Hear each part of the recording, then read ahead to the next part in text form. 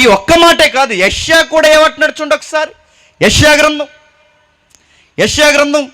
మొదటి అధ్యాయం 5వ వచనం చూడండి ఒకసారి. నిత్యము తిరుగుబాటు చేయిచు ప్రతి వాడు నడినెత్తిన వ్యాధి కలిగి ప్రతి వాని గుండె బలహీనం. ప్రతి వాని గుండెట బలహీనం. చాలామంది అంటారు ఎవడకి కావాలని బోర్డు డబ్బు అని. డబ్బు లేదు కాబట్టి బోర్డు డబ్బు అంటున్నావు. కట్లెట్ ఎత్తే ఏం చేస్తావు? అక్కడ తెలిసిపోద్ది మనం ఎంత బలవంతులమో. ఎవరికి కావాలండి అధికారం లేదు కాబట్టి అధికారం. ఎమ్మెల్యే సీటు వైసీపీ నెక్స్ట్ నీకంటే ఎగరేసుకెళ్ళిపోతావు బైబిల్ ఎక్కడ పడేసి. అదురుగా ఏమి లేనంతకాలం ప్రతి వాడు ఏ ఏ కారణాల్లో బలహీనంగా ఉండాలో అన్ని కారణాలు ఎవడికి ఉండాల్సింది వాడికి ఉందట. అందుకే పెద్దలు ఎందుకు అన్నారో మాట తెలియదు కానీ ఏ చెట్టుకి వేసే గాలి చెప్పండి ఆ చెట్టుకి వేస్తుందట. యోబు గారు అన్న మాట గుర్తుందో లేదో, పిల్లల్ని కని 7 కొడుకుల్ని కూతుర్ని కని వయసు అయిపోయి రేపో మాపో చనిపోయే టైంలో యోబు ఏమంటాడు తెలుసా? నేను కన్యలను చూడకుండా నా కళ్ళుతో నిబంధన. వయసులో ఉన్న కుర్రోడు కదా మాట చెప్తున్నది ఎవరు? వయసు అయిపోయిన యోబు. అదేంటి ఆ వయసులో కూడా అంటే అందుకే పెద్దలు అన్నారు చింత చచ్చినా చెప్పండి చావదది, అది నేచర్. మరో మాట చెప్పనా, ఓ పెద్ద ఆయన దగ్గరికి వెళ్ళి రేపో మాపో చనిపోయే ఇంకా సంవత్సరాలు లెక్కెట్టుకుంటున్నాడు. అలాంటి ఆయన దగ్గరికి వెళ్ళి ఇదిగో మరి అందరూ నిన్ను పెళ్లి చేసుకోవాలని మోటివేషన్ చేస్తున్నారు, చేసుకుంటావా అని అడిగారట. ఏమనాలండి? రేపో మాపో చచ్చి నాకెందుకురా పెళ్ళి అనాలా? అలా అనలేదట. నాకెవడెత్తాడరా అన్నాడు. అంటే ఎత్తే చూసారా? అంటే ఇది ఎలా ఉందో చూసారా? ఆ స్వభావం కాటికి పోయే రోజు కూడా మన నేచర్ ఎలా ఉంటుందో తెలుసా? పాప స్వభావం. మనుష్యుడు హృదయం అస్సలు దేవుని ఎదుటి పోగదు. అందుకే చెప్తున్నాడు ప్రతి వాని హృదయము ప్రతి వాని గుండె బలహీనము కిందికి అరికాలు మొదలుకొని తల వరకు స్వస్థత కొంచెమైనను లేదు. ఎక్కడ చూసినను గాయములు, ఎక్కడ చూసినా గాయములు, దెబ్బలు, పచ్చి పుళ్ళు, అవి పిండబడలేదు, మెత్తబడలేదు, తైలముతో మెత్తన చేయబడలేదు,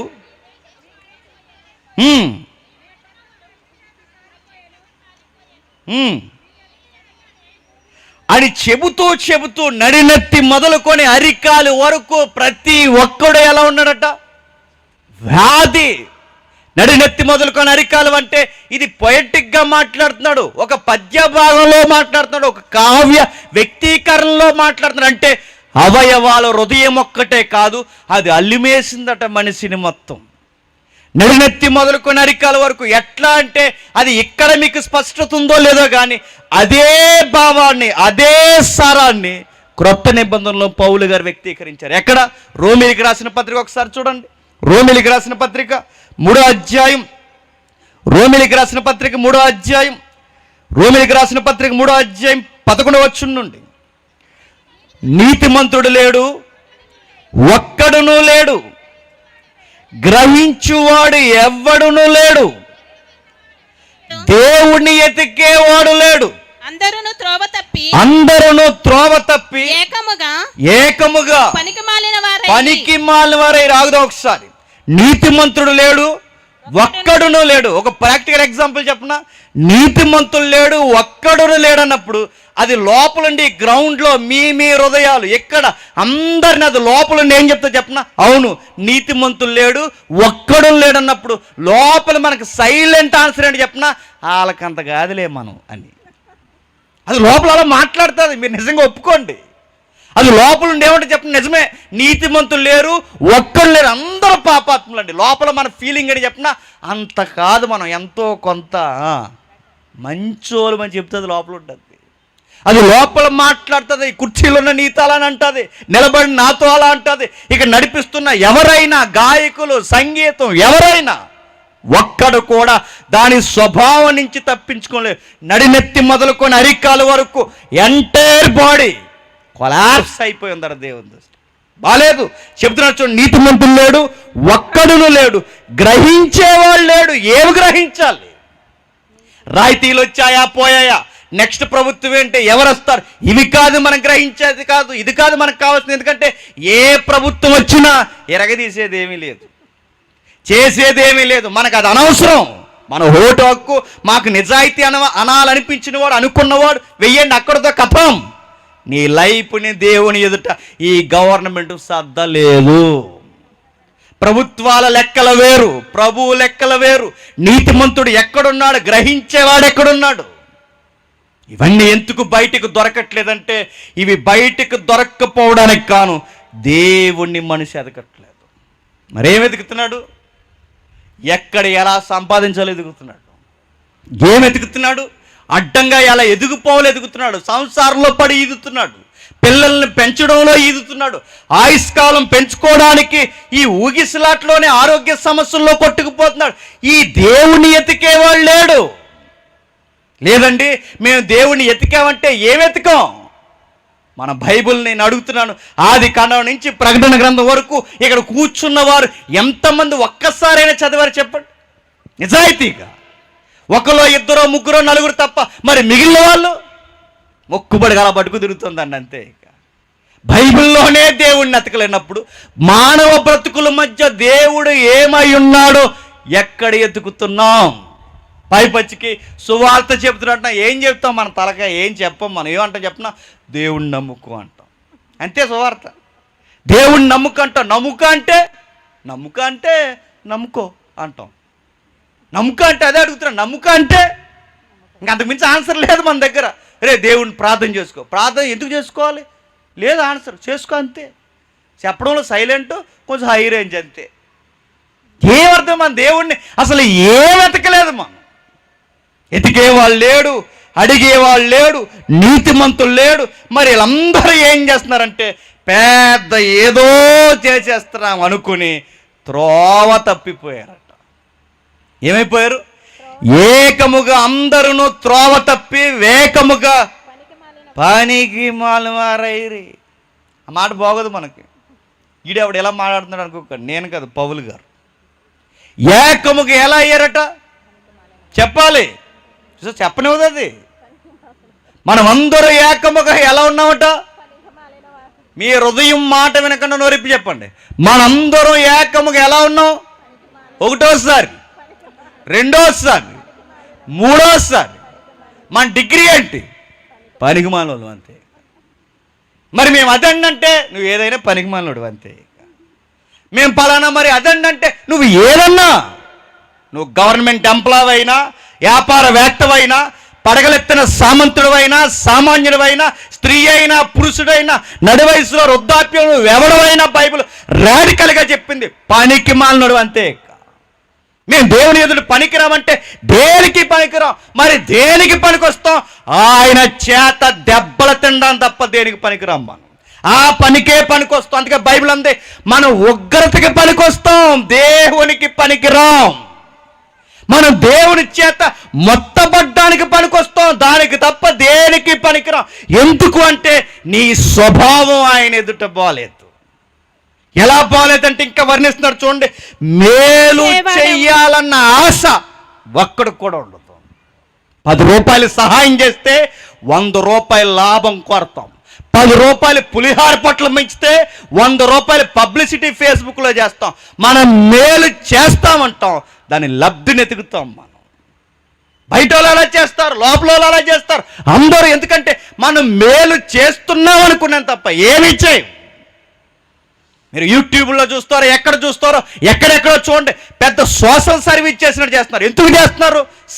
సెల్ఫ్ కోసం చేస్తున్నారు. ఆ సెల్ఫే లేకపోతే, పొగిడేవాడే లేకపోతే, గుర్తించేవాడే లేకపోతే మేలు చేయవాడు ఒక్కడును లేడు. చేయరు. 10 రూపాయలు కాదు కదా, 10 రూపాయలు కూడా ఖర్చు పెట్టరు. తేడా వచ్చిందో, మొన్న కరేపాకు ఇచ్చాం, దానికోసం కూడా గొడవడతాం. మన కొత్తిమీర ఇచ్చాం, దానికోసం కూడా. మనకి లబ్ధి లేకపోతే దిగిపోతాం. మేలు చేయవాడు లేడు, ఒక్కడును లేడు. ఒక్కడు.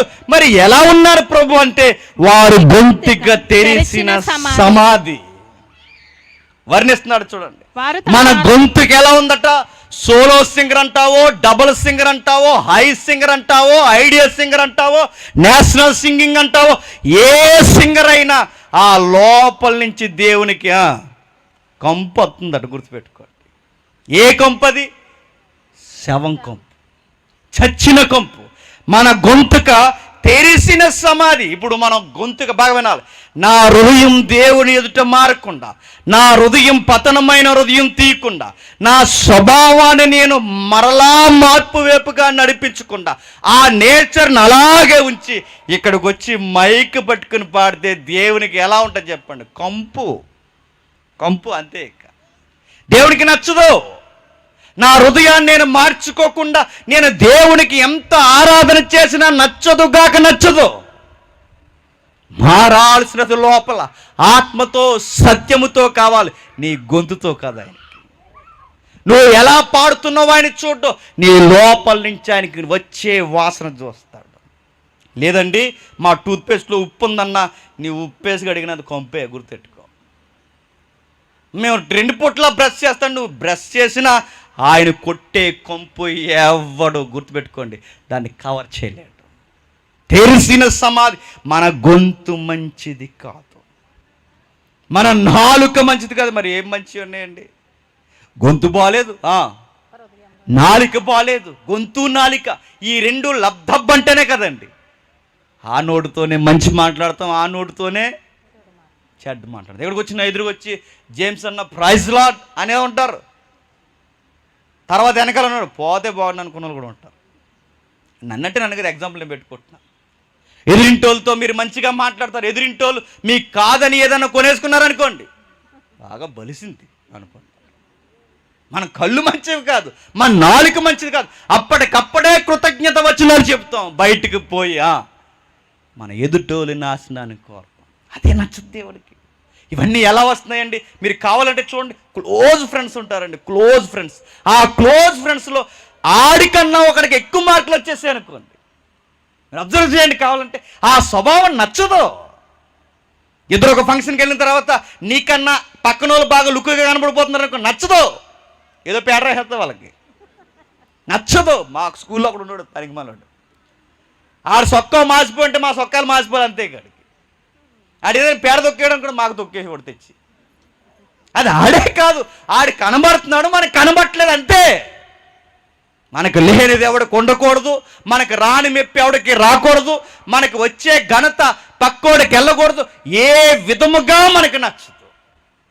ఒకడందరి చేత బాగున్నాడు అనిపిస్తే బాగున్నాడులే అంటాం. మన ఎదురింటోళ్ళు బాగుపడితే చూడలేం, పక్కుంటోళ్ళు బాగుపడితే చూడలేం. మన స్వభావం ఏంటో తెలుసా? ఎవరైనా ఒక మెట్టు మన కింద ఉంటేనే మనకు మనశ్శాంతిగా ఉంటుంది. అది బాగోదు. అందుకే బైబిల్ చెప్తుంది, నీ గొంతుక మంచిది కాదు, నీ నాలుక మంచిది కాదు, నెక్స్ట్ నీ పెదాలు మంచిది కాదు. సర్పం పాముందట. పాముకి నోట్లోనే ఉంటుందేమో, పెద్దోళ్ళు అన్నారు, మనిషికి ఒళ్ళంతా ఉంటుందట. నిజంగానే రియల్గానే విషంగానే ఉందనుకోండి, ఉరికే చంపేది మనకు నచ్చిన వాళ్ళందరూ తెలుసు. దేవుడు పొయిటిక్గా మాట్లాడుతున్నాడు. గొడవ ఏం అక్కర్లేదు, పెద్ద ఆయుధాలతో పని లేదు. ఆయన ఎవరు అనేవారు? ఆయుధం అక్కరద్దురాగా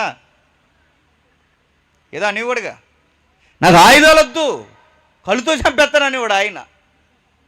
ఆ కళ్ళుతో చంపేస్తారు, వాళ్ళు చంపేస్తారు, కానీ మన నోరు నడినెత్తి మొదలుకొని అంత ప్రమాదం అట. చెప్తున్నాడు చూడండి, నీ పెదవుల కింద సర్పవిషం ఉంది, నీ నోటి నిండా శపించుట పగ ఉన్నవి, నీ పాదాలు పగ కొరకు రక్తము చిందించడానికి పరిగెడుతుంది. ఎందుకంటే నీకు శాంతి మార్గము తెలియదు. నా నాలుక బాగోక, నా గొంతుకు బాగోక, పెదాలు బాగోక, నోరు బాగోక, పాదాలు బాగోక, ఏది బాగోకపోతే మరి దేనికి పనికొస్తామంటే 19వ వచనంలో చెప్తున్నాడు చూడండి, దేవుని శిక్షకు పనికొస్తామంట. దేనికి? దేవుని శిక్షకు. అంటే ఇప్పుడు మనం అందరం పనికి మాలిన వాళ్ళు ఎందుకేయమంటే, గొంతు బాగుంటే నాలుగు బాగోదు, నాలుగు బాగుంటే గొంతు బాగోదు, చూపు బాగోదు, ఏ అవయవంలో ఏది బాగోదు, మంచిని ఆశించేదేది మనలో లేదు.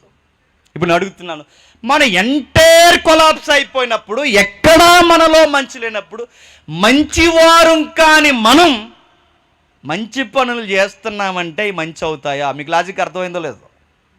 ఇప్పుడు మనం ఎక్కడా మంచి లేదు, నడినెత్తి బాలేదు, అరికాలు బాలేదు, నోరు బాలేదు, నాలుగు బాలేదు, కళ్ళు బాలేదు, కాళ్ళు బాలేదు, ఏమీ బాలేదు.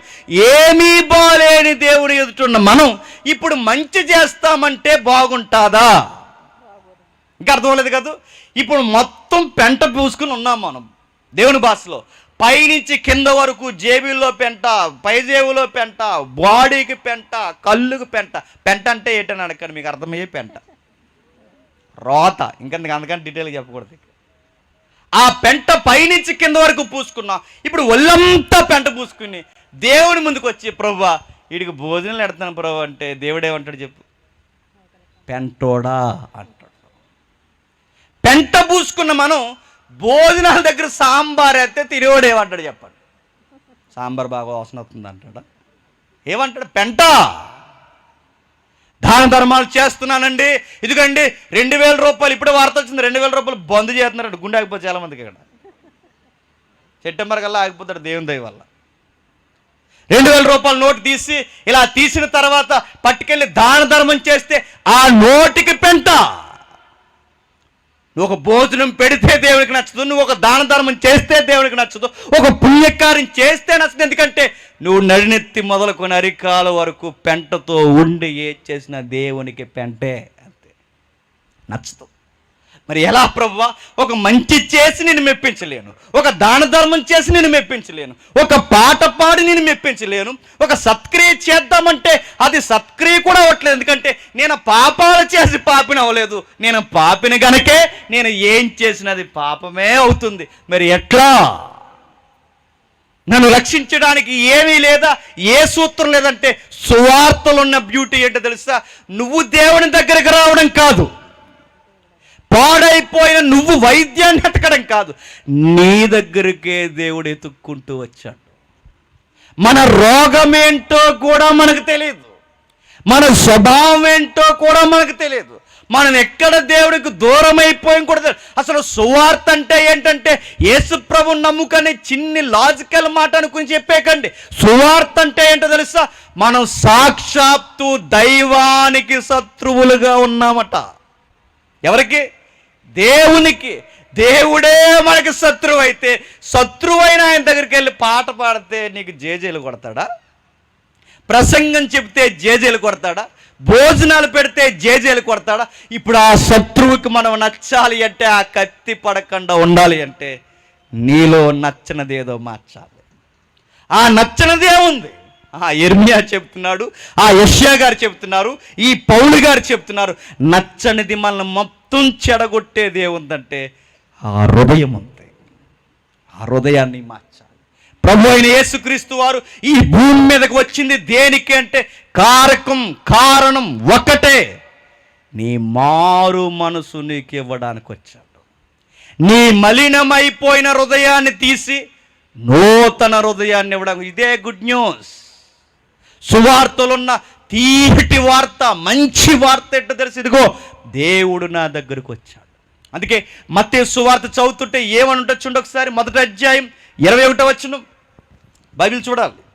మత్తయి సువార్త 1వ అధ్యాయం 21వ కుమారుని కనెను, తన ప్రజలను వారి పాపముల నుండి, తన ప్రజలను వారి పాపాల నుండి ఆయనే రక్షించును.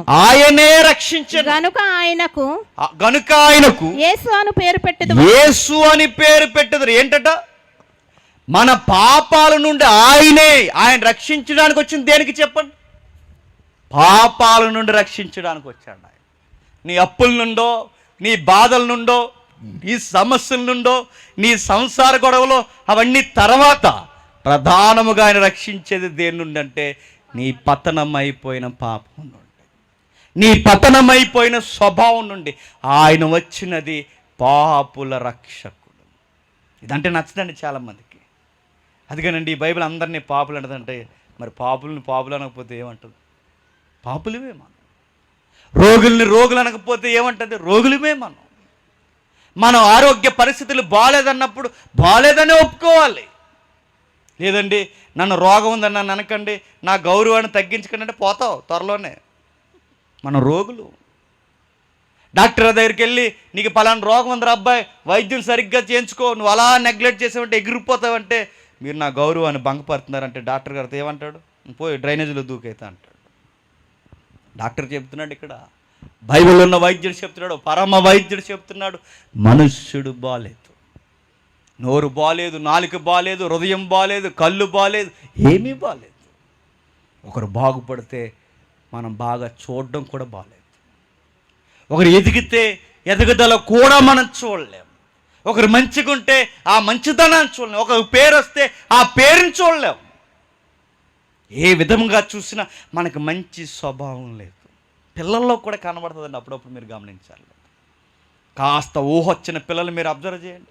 ఆ ఊహొచ్చిన పిల్లలు అక్కడికే స్వార్థం, ఆడికి ఆల్రెడీ ఇన్ని ఉంటాయి, ఆ పక్కడిని కూడా లాగేసుకుంటుంటాడు. ఎక్కడదరా ఈ నేచర్ అంటే అక్కడది వచ్చింది. అది ఇవి ఉన్నాయి కదరంటే అవి సరిపోతాయి అంటే అది వెనకాలెట్టేస్తుంటాడు, ఇంకా వెనకాలెట్టేస్తుంటాడు, ఇంకా లాగేస్తుంటాడు. ఈ నేచర్ ఎక్కడదంటే ఇత్తనం ఎక్కడికి పోద్ది, వచ్చింది. చాలామంది అంటున్నారు దేవుని ఎదురు నిలబడి మాట్లాడుతూ, దేవుని ఎదురు కాదులేండి మనుషులు ఎదురు నిలబడి, మీ అబ్బాయి బూతులు తిడుతున్నాడండి అలా అమ్మ చెప్తానంట. తిడతాడు, పులి పెట్టాడు, ఏమనుకున్నావు, తిడతాడు, పులాడు. నిజమే, ఆడు పులి, ఆడు చిన్న పులి, నువ్వు పెద్ద పులి, మీ ఇద్దరు పెద్ద మృగాలు. బైబిల్ అది చెప్తుంది. మీరు మృగాలు, మీరు మనుషులు కారు. మీరు పతనమైపోయిన రోగులు, మనుషులు కాదు, మీరు మృగాలు. పులి బిడ్డ, డైనోసార్ బిడ్డ, నువ్వు ఏ బిడ్డ అన్నా మనం పాపాత్ములను గుర్తుపెట్టుకోండి. ఎఫ్సీ పత్రిక 2వ అధ్యాయం ఒకసారి చూడండి. ఎఫ్సీలకు రాసిన పత్రిక 2వ అధ్యాయం 3వ వచనం. ఎఫ్సీలకు రాసిన పత్రిక 2వ అధ్యాయం 3వ వచనం. వారితో కలిసి మనమందరము శరీరము యొక్కయు మనస్సు యొక్కయు కోరికలను నెరవేర్చుకొనుచు మన శరీరాశలను అనుసరించి మునుపు ప్రవర్తించుచు కడమ వారి వలెనే స్వభావ సిద్ధముగా దైవోగ్రతకు పాత్రలు, దేవుని ఉగ్రత పాత్రలు. ఫుట్ మార్కులు వేస్తాడు మూల భాషలో. ఉగ్రత పాత్రలు అంటే ఏంటో తెలుసా? మనం ఉగ్రత పిల్లలం అంట. మనం దేవుని పిల్లలం కాదు, మరి పులి పిల్లలం కాదు, సింహం పిల్లలం కాదు, మరి ఏ పిల్లలు? ఉగ్రత పిల్లలు. మనం దేవుడి పిల్లలు అవ్వమంటే ఈ నేచర్ మారకపోతే అవ్వం, ఆ లోపలది మారకపోతే అవ్వం. మరి ఏ పిల్లలు అవుతాం? ఉగ్రత పిల్లలు. ఉగ్రత అంటే ఆయన భయంకరమైన కోపాన్ని కురిపిస్తాడు. ఎలా ఉంటుందండి దేవుని కోపం అంటే? ఒక ఆయన అడిగాడట, దేవుని కోపం ఎలా ఉంటుందంటే, పెద్ద ఆయన ఒక ఆయన ఎవాంజలిస్ట్, సీనియర్ ఎవాంజలిస్ట్ ఇలా అన్నాడు, దేవుని కోపం ఎలా ఉంటుంది నీకు తెలియాలంటే కల్వరి గిరి మీద యేసు ప్రభుని చూడు, అర్థమవుతుంది. ఆ దేహం ఏమైపోయిందో చూడు. ఆ దెబ్బలు ఎవరికి అనుకుంటున్నా ఆ దెబ్బలు? నీకు నాకు. దేవుని కోపం ఎలా ఉంటుందో ఆ శీలలో కొట్టబడుతున్న ఆ గాయాలు చూడు, అది ఆయన కోపం. ఆ వీపుని చూడు, ఆ వీపుని ఎలా దున్నేశారో నాగలతో దున్నేసినట్టు ఆయన కోపం, అది ఆయన ఉగ్రత. నీ పాపం నా పాపం, నా పాపం, నీ నాలుగుతో నా నాలుగుతో, నీ కళ్ళుతో మన అవయవాలన్నిటితో చేసిన ఈ పాపాల మూట ఉగ్రత ఆయన మీద పడింది. చూడు ఆ ఉగ్రత ఎలా ఉంది. ప్రపంచంలో అంత దారుణంగా ఏ వ్యక్తి చనిపోలేదు, అంత కఠినంగా ఏ వ్యక్తి చనిపోలేదు, అంత కఠినాతి కఠినంగా ఏ వ్యక్తి బలవలేదు.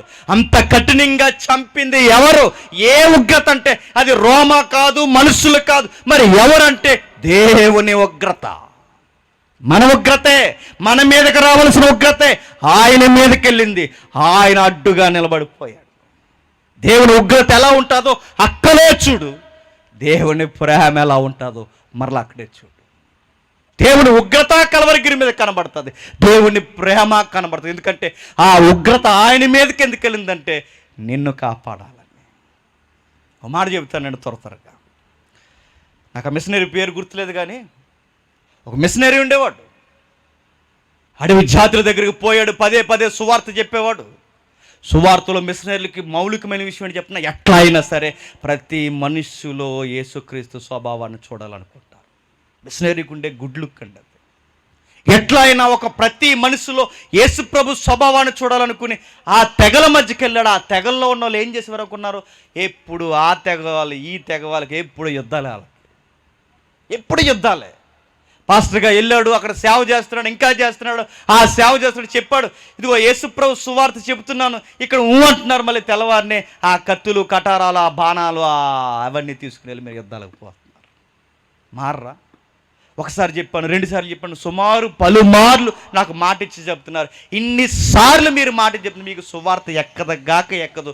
పొరుగుని చంపకూడదురా, ఒకరినొకరు ప్రేమించుకోవాలని ఈ సువార్త చెప్పడానికి నేను వచ్చాను. ఎందుకు ఇలా చేస్తున్నారంటే, అలాగే పాస్టర్ గారు రేపు నుంచి వెళ్ళమనేవారట. మళ్ళీ నెక్స్ట్ లేసి ఆ గూడెం వాళ్ళు ఈ గూడెం వాళ్ళు గొడవలాడేసుకున్నారు. తట్టుకోలేకపోయాడు. ఒకరోజు నిలబడ్డాడు, ఇలా అందరినీ పోగేశాడు. ఇక నేను మీ మధ్య ఉన్న వెళ్ళిపోతున్నాను, ఎందుకంటే మీకు సువార్త ఇంకెప్పటికీ ఎక్కదన్నాడు. మీకు ఇంకెప్పటికీ సువార్త మీ బుర్రకెక్కదు, నేను వెళ్ళిపోతుందంటే, లేదు లేదు పాస్టర్ గారు ఇంకెప్పుడు వెళ్ళమండి, సారీ అండి ఇంకెప్పుడు వెళ్ళమండి, లేదు నమ్మకం లేదు, ఎన్నిసార్లు నేను మోసపోవాలి.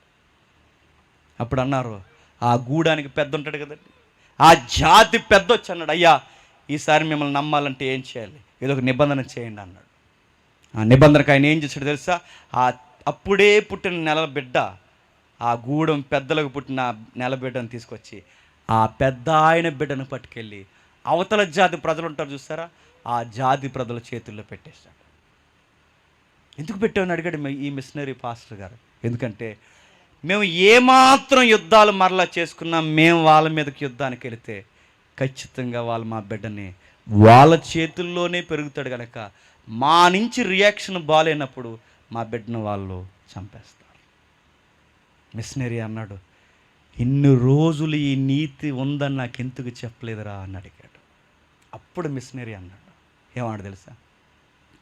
ఇప్పటి వరకు మీకు సువార్త అర్థమైందో లేదో నాకు తెలియదు, కానీ నన్ను ఆపడానికి, మీ ప్రేమను చూపించడానికి శత్రువుల చేతుల్లో మీ బిడ్డనిట్టారు చూసారా, ఇది మీకు అర్థమైతే శత్రువులమైన మన చేతిలో దేవుడు తన కుమారుని పణముగా పెట్టేశాడు. ఇదే సువార్త అన్నాడు.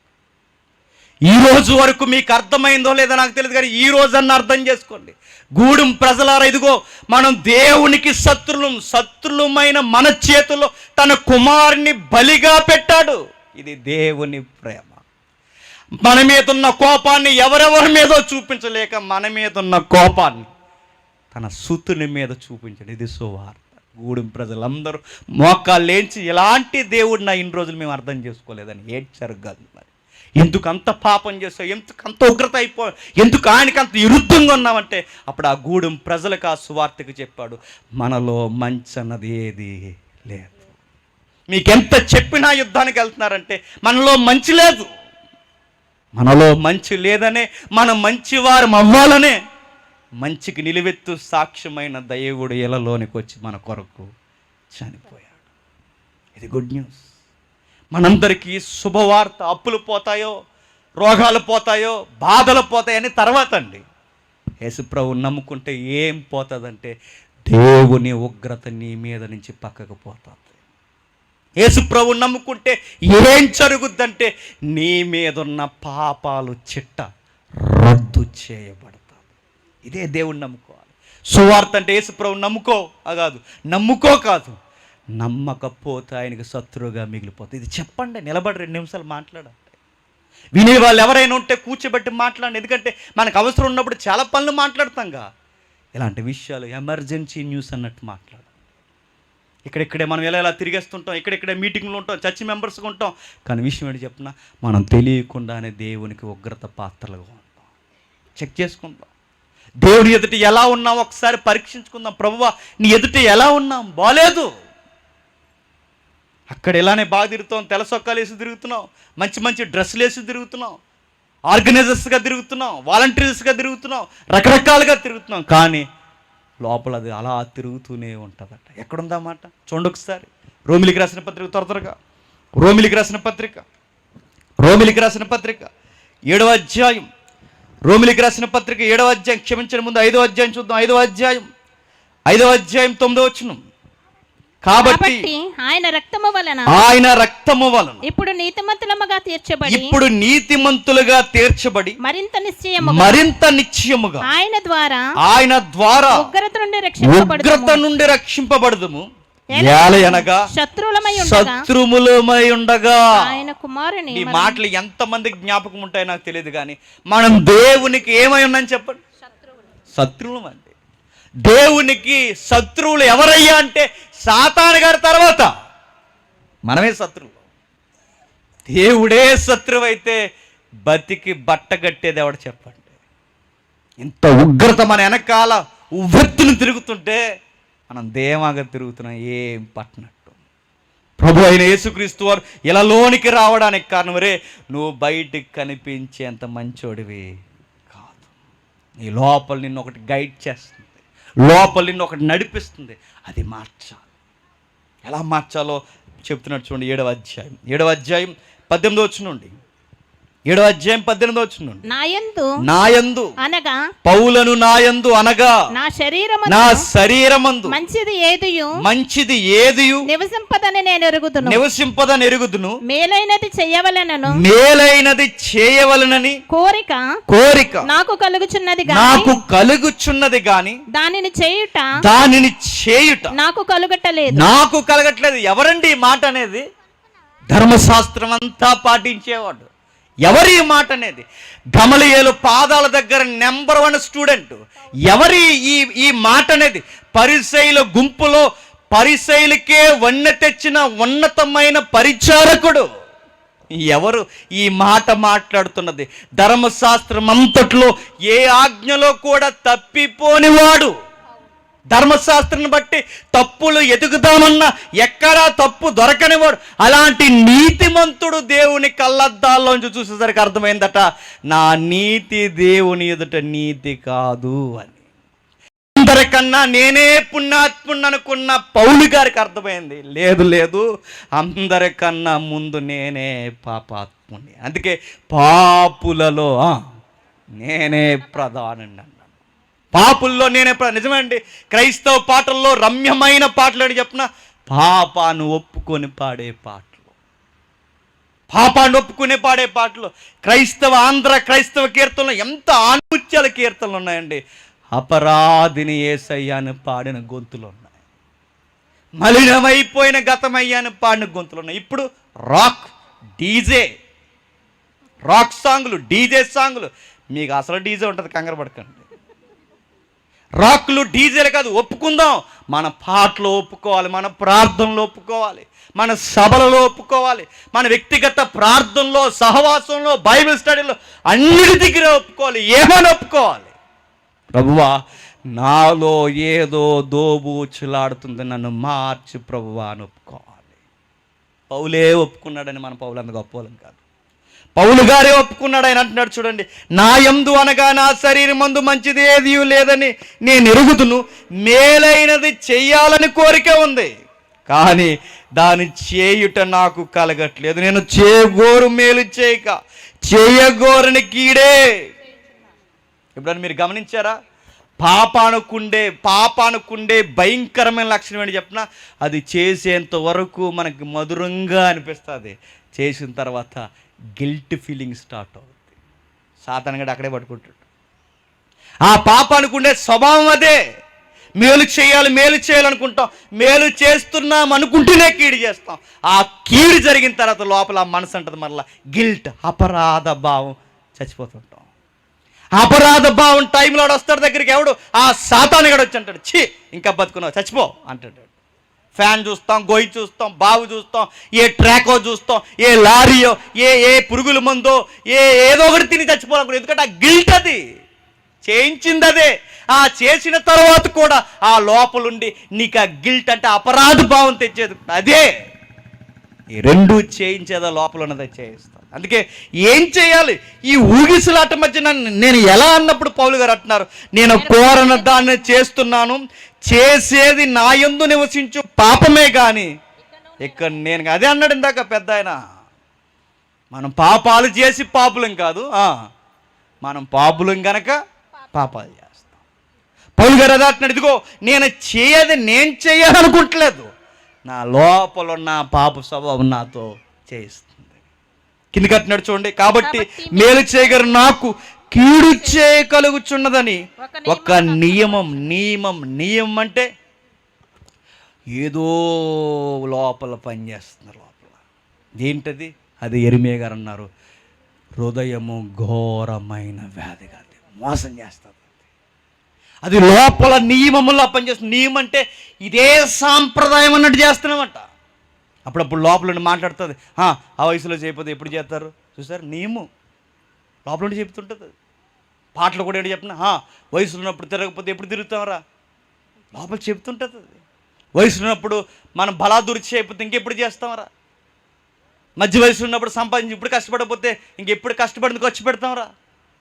అది నియమం, ఏదో సాంప్రదాయం అన్నట్టు చెప్తుంది. అది వయసులో ఉన్న వాళ్ళందరూ ఎలాగ ఉండాలని, మధ్య వయసుకులందరూ ఎలాగే ఉండాలని, వృద్ధాప్యులందరూ ఎలాగే ఉండాలని ఒక నియమం అన్నట్టు చెబుతుంది. పర్లేదులే అని, ఇది పర్వాలేదు అందరూ చేస్తున్నారులే అని చెప్తే దానికి ఉంటే రోత ఆలోచన ఏంటో చెప్పినా, అది తప్పు చేసిన వెంటనే ఇంకెలాంటి ఎవడ చేయడో చూడమంటారు, పోగేసుకోమంటారు, అందరినీ పోగేసుకుని చూసుకుంటుంది. అప్పుడు లోపల సైలెంట్గా అంటుంది, ఆడికంత కాదులే కొంత మంచోడు అంటారు. అప్పుడు లోపల అమ్మాయి అని అరుగుతుంది అనమాట, లోపల అరగదు, లోపల స్వభావమే అది. పౌలు గారు అంటున్నారు చూడండి, ఇదిగో కాబట్టి మేలు చెయ్యాలని ఉంది, కీడు చేస్తున్నాను. ఎందుకు చేస్తున్నానంటే ఒక నియమం నాలో దోబూచులాడుతుంది. అంతరంగ పురుషుని బట్టి దేవుని ధర్మశాస్త్రాన్ని నేను ఆనందించుచున్నాను, కానీ ఏరొక నియమము లోపల అవయవాల్లో, నాలుకలో, నోట్లో, పెదవుల పైన, కళ్ళులో, ప్రతి అవయవంలో అది ఉన్నట్టు నాకు కనబడుచున్నది. అది నా మనసునందున్న ధర్మశాస్త్రముతో పోరాడుచున్నది. అవయవంలో ఉన్న పాప నియమమునకు నన్ను అరెస్ట్ అంటే అరెస్ట్ చేస్తుంది, పట్టుకుంటుందంట బలవంతంగా. ఈ మాటలు వింటారా? చక్కగా ఈ మాటలు విన్న తర్వాత వెళ్ళిపోయిన తర్వాత ఇలా వెళ్ళారో లేదో అది వెంటనే నీ దగ్గరకు వచ్చేస్తుంది. ఆ నియమం వెంటనే నీ దగ్గరకు వస్తుంది. వచ్చి ఏమంటుంది? పర్లేదులే అంటది. సింపుల్గా అంటే పర్లేదులే కాదు, పర్లేదులే అన్న మాట చివరికి పరలోకంలో లేకుండా చేసేస్తుంది. అంత సింపుల్ కూడా అనుకోకండి. అది పర్లేదు, ఏం పర్లేదు, అది లోపలికి వచ్చి మన లోపల పోరాటం చేస్తుంది, మనల్ని అరెస్ట్ చేస్తుంది, పట్టుకుంటుంది. అప్పుడు అంటున్నాడు పౌలు గారు, అయ్యో నేనెంత దౌర్భాగ్యుడను, నేను ధర్మశాస్త్రం మందు గొప్పోడిని అనుకున్నాను, కానీ నేను దౌర్భాగ్యుడను. నెక్స్ట్, ఇట్టి మరణమునకు లోనగు శరీరము నుండి నన్ను ఎవడు విడిపించును? మన ప్రభు అయిన యేసుక్రీస్తు ద్వారా దేవునికి కృతజ్ఞతాస్తుతులు చెల్లించుచున్నాను. అక్కడ ఒక మాట నడుచుకోండి, ఇట్టి భయంకరమైన దౌర్భాగ్యపు పరిస్థితి నుండి, మరణానికి లోనైన ఈ పతనమైన శరీరము నుండి నన్ను ఎవడు విడిపించును? క్వశ్చన్ మార్క్ వేసుకోండి పౌలు గారు. నేను ఎందుకు యేసు ప్రభు నమ్ముకున్నానంటే పౌలు గారు చెప్పే ఆన్సర్ అది. నేను ఎందుకు ప్రభు అయిన యేసుక్రీస్తు వారిని వెంబడిస్తున్నానంటే నాకు అప్పులు తీరుతాయన్నో, బాధలు తీరుతాయని ఇవన్నీ కాదు. నేను ఎందుకు ప్రభువుని వెంబడించానంటే నా మరణం నుండి, నా పాపం నుండి రక్షించేవాడు ఎవడున్నాడంటే నీతిమంతుడు ఎవడును ఒక్కడునూ లేడు, ఎతికేవాడు ఎవడునూ లేడు. అలాంటి టైంలో నాకు తలుక్కుమని దొరికింది దేవుని చేత పంపబడిన వ్యక్తి, ఆయనే ప్రభు అయిన యేసుక్రీస్తు. అందుకే కింద వచ్చిన లింక్ పెడుతున్నాడు చూడండి. మన ప్రభు అయిన యేసుక్రీస్తు ద్వారా దేవునికి కృతజ్ఞతాస్తుతులు. ఇంత మ్యాటర్ అంతా చెప్పుకొచ్చి ముగింపు వచ్చుల్లో ఏమంటున్నాడండి? ప్రభు అయిన యేసుక్రీస్తు ద్వారా కృతజ్ఞతలు. ఎందుకు యేసుక్రీస్తు ద్వారా కృతజ్ఞతలు? ప్రభువా, మంచి చేయాలన్న నాకు కీడు చేయాలని ఉంది, మేలు చేయాలని నాకు నాశనం చేయాలని ఉంది. ఈ దోబూచులాడి ఈ స్వభావం నుంచి నన్ను రక్షించి ఆ హృదయపు బంధకం నుండి, ఆ చెర నుంచి విడిపించడానికి నీ కుమారుని నా కొరకు పంపావు. Thanks my lord. నీకు కృతజ్ఞతాస్తుతులు చెల్లిస్తాను. ఎందుకు ప్రభు అయిన యేసుక్రీస్తు ద్వారా కృతజ్ఞతలు చెప్తున్నాడు తెలుసా? ఇక నుంచి ఆయన ఉంటే నీ లోపల నిన్ను పాడు చేసి నిన్ను మోసగిస్తున్న ఆ ద్వంద్వ స్వభావం కలిగింది ఏదైతే ఉందో దాని నుంచి నువ్వు దాని బారి నుంచి బయటపడాలి అంటే సూత్రం ఒకటి ఉందట. ఆయన హృదయం దగ్గరకు వచ్చి ఏం చేస్తున్నాడట? తలుపు తడుచున్నాడు. అంటే ఇప్పుడు లోపల ఉన్న దాని ఆలోచన లాగిపోయి ఇప్పుడు మంచి ఆలోచనతో నేను మంచి వ్యక్తిని అవ్వాలంటే నా లోపలికి ఎవరు రావాలి చెప్పండి? ప్రభు అయిన యేసుక్రీస్తు వారు రావాలి. అందుకే ఆయన వచ్చాడు కాబట్టే పౌలన్న వ్యక్తి మనిషి అయ్యాడు. ఆ పౌలనే వ్యక్తిలోనికి ప్రభు అయిన యేసుక్రీస్తు వారు వచ్చాడు కనుకే పౌలనే వ్యక్తి దేవుని ఎదుట నిలబడడానికి సరిపోయాడు. అందుకు చెప్తున్నాడు, ప్రభువా ఈయన్నే నువ్వు పంపించకపోతే, ఈయనే లేకపోతే నీ ఉగ్రతకు మేమేమైపోతాం. అందుకే ఈయన వచ్చినందుకు నీకు కృతజ్ఞతాస్తుతులు చెల్లిస్తున్నాను. అందుకే కింద అధ్యాయం మొదటి వచనంలో ఏమన్నాడు చూడండి, కాబట్టి ఇప్పుడు క్రీస్తు యేసునందున్న వారికి ఏ శిక్షా విధి లేదు. ఎందుకు లేదు? నీతిమంతులు కాని మన అనీతిని ఆయన మీద వేసుకున్నాడు, నీతిమంతుడైన ఆయన నీతిని మన మీద వేశాడు. నీతిమంతులు కాని మనలను నీతిమంతులు అన్నాడు, పాపాత్ముడు కాని ఆయన మన కొరకు పాపాత్ముడైపోయాడు. అందుకు నిలబడ్డాం. పాత నిబంధనలో ఒక సిస్టమ్ ఉండేది. పాత నిబంధన ముగించేస్తాను. పాత నిబంధనలో ఒక విధానం ఏంటి చెప్పనా? పాత నిబంధనలో ఎవడైనా పాపం చేస్తే కోడినో మేకనో గొర్రెనో ఎద్దునో ఏదో ఒక మూగ జీవిని బలేసేవారు. ఎందుకు బలేయమన్నాడంటే, మనుష్యుడు చేసిన తప్పుకి మనిషి బతకడానికి వాడికి రైట్ లేదు. మీరు గమనించండి, ఏదేను వనానికి వెళ్ళండి, ఆదాము చేసిన పాపాలు ఎన్నండి? ఒకటే. ఆ ఒక్క పాపం చేస్తే బయటికి గెంటేశాడు. మరి మనం ఇన్ని పాపాలు, ఆదాము కన్నా గట్టి పాపాలు చేయమ్మా. ఆదాము కన్నా ఇంకా రోజుకి 70 పాపాలు చేస్తున్నాం, ఇంకా కుర్చీలో కూర్చున్నాం, ఇంకా నేను ఇక్కడ నిలబడను. ఎలా ఉన్నాం? క్రీస్తు యేసును బట్టి బతికి బట్ట కడుతున్నాం. లేదా ఆయనే కనుక లేకపోతే ఎప్పుడో వెలువైపడతాం. పాత నిబంధనలో తాత్కాలికంగా, అంటే ఆ శిక్షను తాత్కాలికంగా ఆపడానికి బలులిచ్చారు. అదే రాయితీ అనుకుని ఏం చేశారు తెలుసా? ఈరోజు పాపాలు ఈరోజు చేసి, రేపు పాపాలు రేపు చేసి, ఎల్లుండి పాపాలు ఎల్లుండి చేసి, తర్వాత చేసి రోజుకి 3 పూట్ల పాపం చేసి పాపానికి ఒక గొర్రెను మేకను తెచ్చి ఇచ్చేస్తున్నారు. బాగుందని ఆఫరు. జంతువులు చనిపోయే కానీ మనిషి మారలేదు. అందుకే దేవుడు ఇక చావాల్సినవి జంతువులు కాదు, మనుష్యుడు కొరకు మనిషే చనిపోవాలి. ఇక చనిపోవాల్సింది జంతువులు కాదు, మనుష్యుడి కొరకు మనిషే. మనుష్యుడి కొరకు సాటి మనిషి చనిపోవడానికి, ఇప్పుడు నీ కొరకు చనిపోవడానికి ఎవడు మంచోడున్నాడు? నువ్వు మంచోడు కాదు, నేను మంచోడిని కాదు, ఎవడో మంచోడిని కాదు. ఇప్పుడు మన కొరకు చనిపోయేంత నీతి ఎవడు? అందుకే ఎవడో లేడు.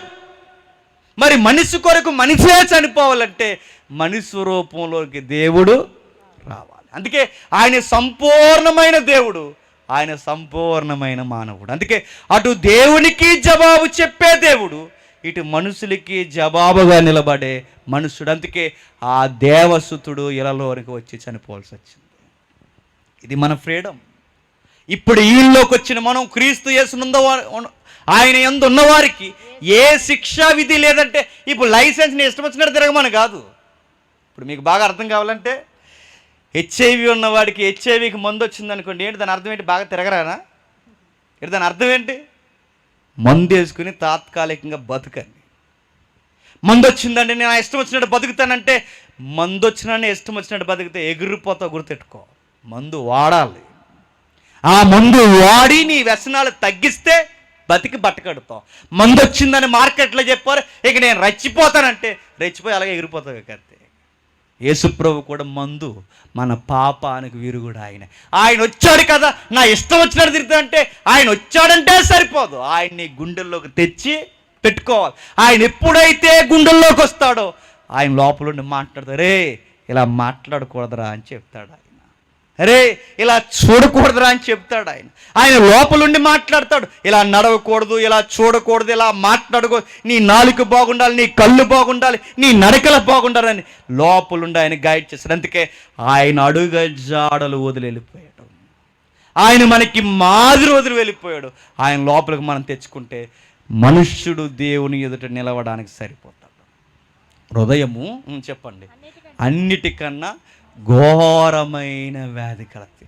ఆ వ్యాధిని తీయగలిగే డాక్టర్ ఒకరే చెప్పండి, నజరుడైన యేసుడు మాత్రం. ఆయనే బాగు చేస్తాడు మనిషిగా. అంతగా బాగు చేస్తాడంటే బాగు చేస్తాడు. ఒకడు కాదు, ఇద్దరు కాదు, ముగ్గురు కాదు, నలుగురు కాదు, 5గురు అయిపోయారు. 6వ వారితో డేటింగ్లో ఉంది ఆవిడ. ఎవరు ఆవిడ? సమరయ స్త్రీ. అంత వ్యసన పరురాలు ప్రభువు దగ్గరకు వచ్చాక మారిపోయింది. ఎలా మారిపోయింది? మార్చేస్తాడు ఆయన. ఎవరినైనా మీరు గమనించండి, లంచాలకి మరిగి జలగలాగా లాగేస్తున్న, ఎదుటోడి కష్టమో పేదోడి కష్టమో అనవసరం అనుకుని దోసేసిన పొట్టి జక్కయ్య తిరిగి ఇచ్చేసి మారిపోయాడు. మారిపోతారు ఆయన దగ్గరికి వస్తే. పాపాత్ములు మారిపోతారు, వ్యభిచారులు మారిపోతారు, అలవాటు పడిన నేరస్తులు మారిపోతారు. ఆయన దగ్గరికి రా, మారిపోతాం. ఎంత బ్యూటిఫుల్గా కనబడుతుంది తెలుసా? మనకు ఉదయం కూడా చాలా ఆనందంగా ఉంటుంది, మనకు సంధివేళ కూడా చాలా స్వచ్ఛంగా చూడగలుగుతాం, ప్రతి చీకటిని కూడా దేవుని వెలుగులో చూడగలుగుతాం. ఆయనలో బ్యూటీ ఉంది. అది చూసేవాడికి తప్ప ఎవడికి కనబడదు. ఆ నేచర్లో ఆ స్వభావంలోంచి బయటకు వచ్చి ఆ ప్రభు అయిన యేసుక్రీస్తు వారి వెలుగు మన మీద పడితే మనం ప్రతి పాపాన్ని స్పష్టంగా చూస్తాం. అందుకే యేసుక్రీస్తు వెలుగు కనబడకుండా ఆ సాతానుగాడు మేఘం వేసేసాడు. మనకి సువార్తలో ఏం పడుతుందంటే లైట్ పడుతుంది. ఆ లైటే ప్రభు అయిన యేసుక్రీస్తు వారు. ఇప్పుడు చీకట్లో ఉన్నానండి, నేను చీకట్లో ఉంటే ఏం కనబడుతుంది? ఏం కనబడుతుంది?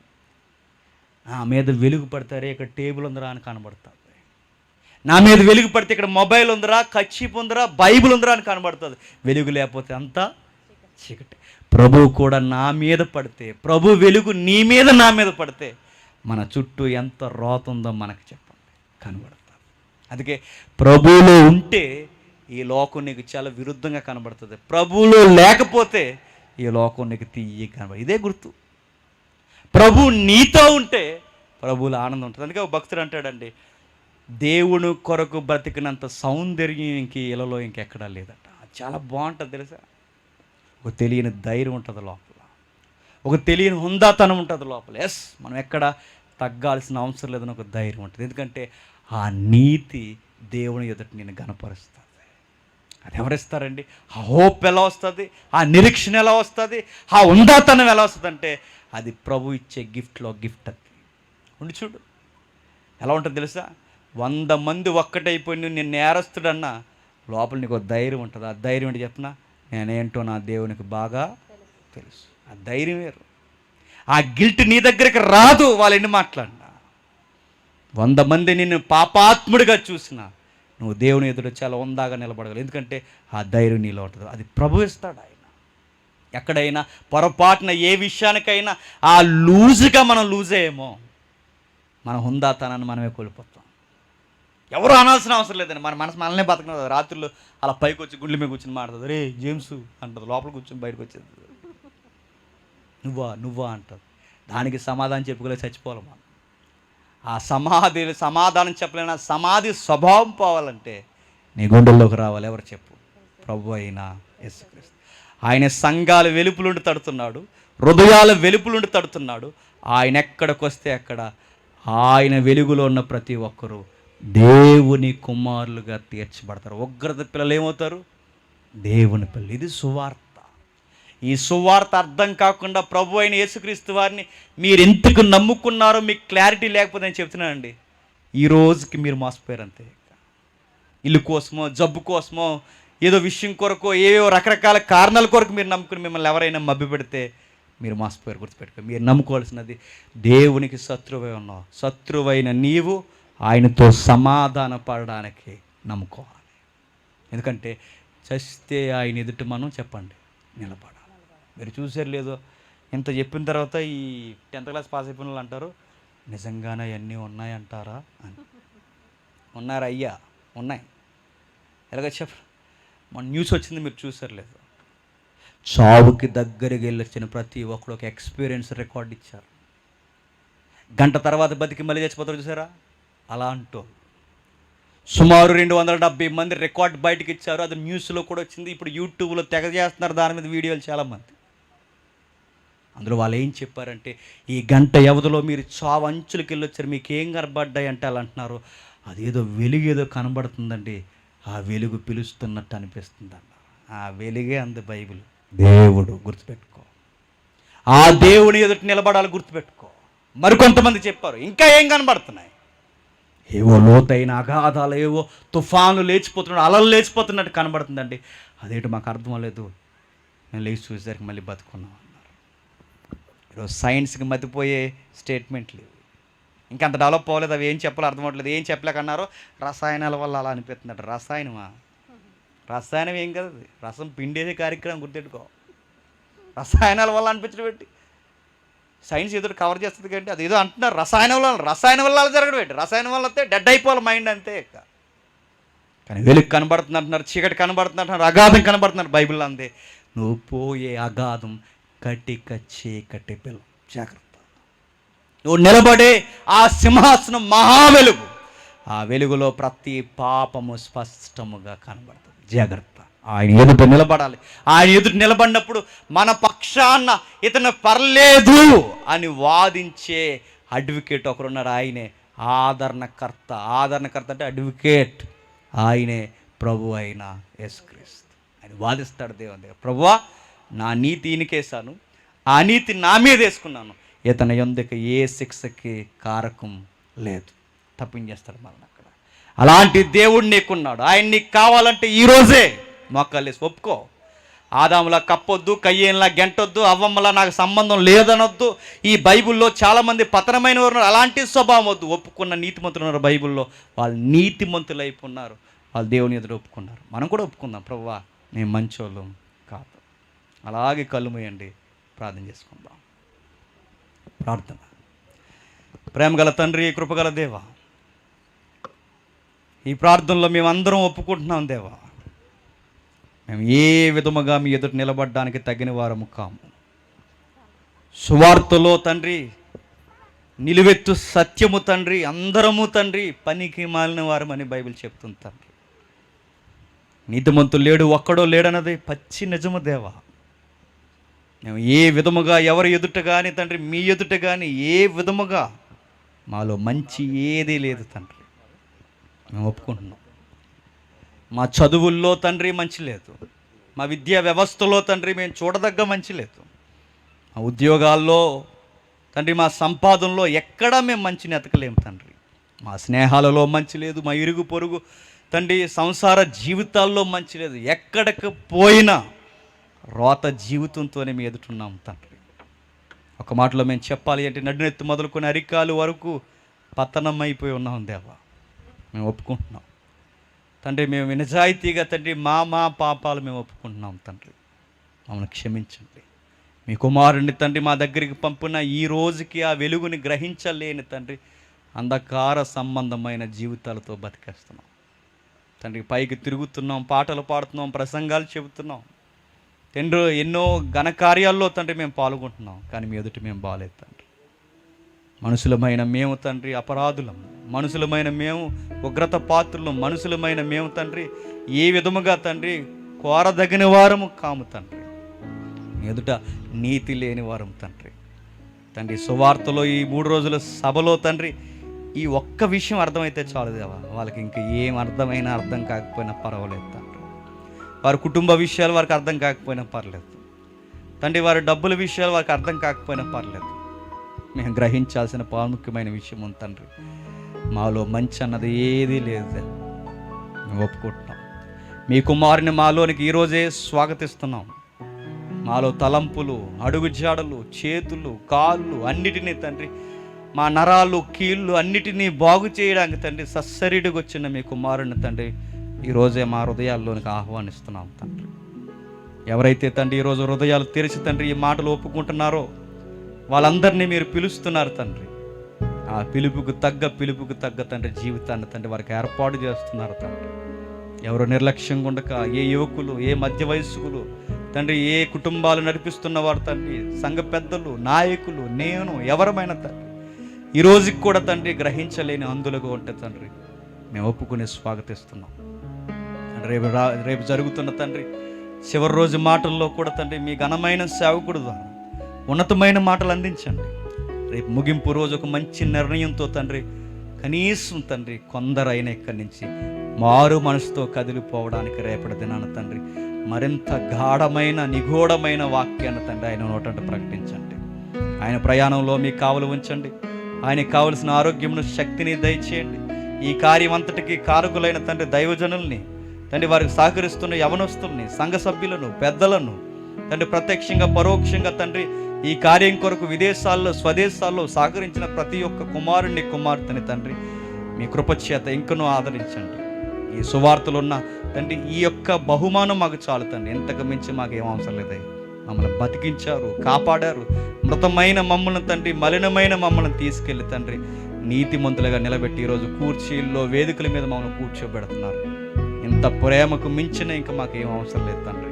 ఎవరైతే మనం శత్రులుగా భావిస్తున్నారో మేము శత్రువులు కాదు, వారి హృదయాలే వారికి శత్రువులని వారికి తెలియచేయండి.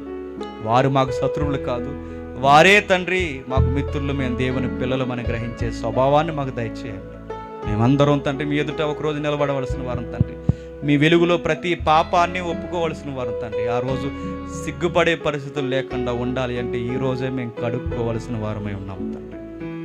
అందరినీ, ప్రతి పరిస్థితిని, జరుగుతున్న ఈ సభలను, రేపటి వాతావరణాన్ని మీ చేతికి అప్పగిస్తూ అందరినీ మీ చేతుల్లో పెడుతూ సమస్త మహిమ ఘనత అన్ని వేళ మీకు ఆరోపిస్తూ క్రీస్తు నామని ప్రార్థన సమర్పిస్తున్నాము తండ్రి. ఆమేన్, ఆమేన్.